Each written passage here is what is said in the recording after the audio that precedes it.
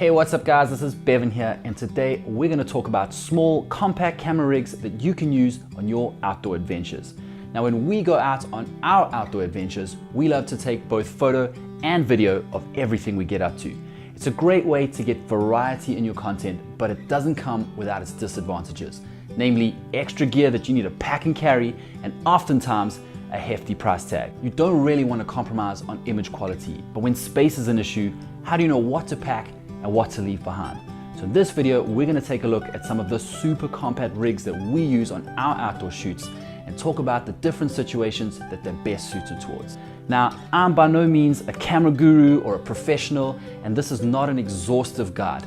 There's loads of options out there. All I want to do here is show you what works for us and maybe give you some ideas for building your own outdoor camera rig.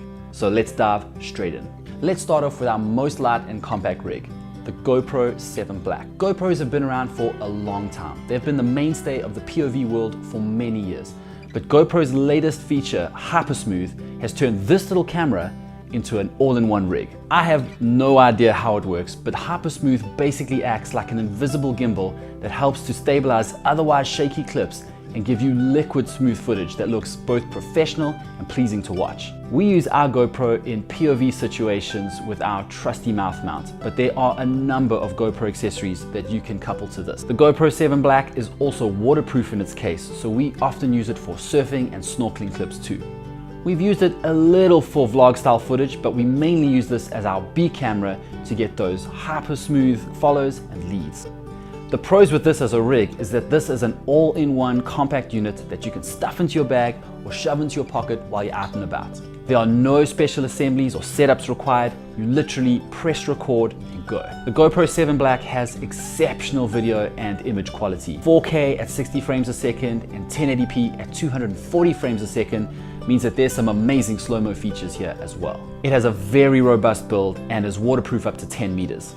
And it's fairly cheap when you compare it with the same specs in other rigs. And finally, the 7 Black is compatible with the plethora of GoPro accessories that go with these cameras. The only real con that we've had with the GoPro 7 Black is that it doesn't do as good a job as a gimbal at keeping your horizon line flat and giving you nice control over the camera movement. All in all, this is a fantastic little rig that takes up virtually no space at all. It packs a great punch and we use it all the time. While the GoPro 7 Black has certainly changed the way we shoot, there are some instances where we want that control over the camera movement, such as slow pans over a landscape or control tilts while the camera is moving. And in those instances, we like to opt for our next rig, which is the mobile phone and gimbal combination. Mobile phones are just getting better and better with their photo and video capabilities, and all that power packed into a small device that fits into the palm of your hand is a powerful tool when you're out and about. Taking photos on a mobile phone is simple enough, but shooting video handheld really looks tacky,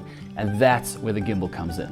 There are loads of brands of gimbal, but we personally use the FreeVision vilta-m, and I've been blown away by just how much of a difference this thing makes. Whether shooting slow pans or making harsh sweeping movements, the gimbal makes you look like an absolute pro. We even managed to get crane-like stabilization while running down the stairs. It was actually quite phenomenal. This kind of rig is great for filming things like hikes or low-speed sports where you or your subject aren't moving terribly quickly. It's excellent for situations where you want that dynamic camera movement with a high degree of control, such as your tilts and your pans. The pros with a system like this is that they are compact and light. This is all there is to it. They're easy to operate and the results are amazing. Consumer gimbals are pretty cheap and they're quick and easy to assemble. And because you're shooting on a mobile phone, uploading and sharing your content online is pretty quick and easy too. The cons with this system is that they're actually quite fragile. These motors can't really take that much. Even a strong wind becomes a problem. They're electronic devices, which means that they need to be charged to be operated. The image quality depends on the phone that you use, and that can be quite expensive in itself. Phones aren't generally designed for extensive filming, so if you end up doing that, they can get really hot and start to bug out after a while. And finally, all that image processing really takes a toll on your phone's battery life, so you may need to get a power bank to add that to the mix. The mobile phone and gimbal combination is small, compact, easy to set up, and gives amazing results. Can be a little unreliable at times, but all in all, this thing is pretty well suited for almost any situation.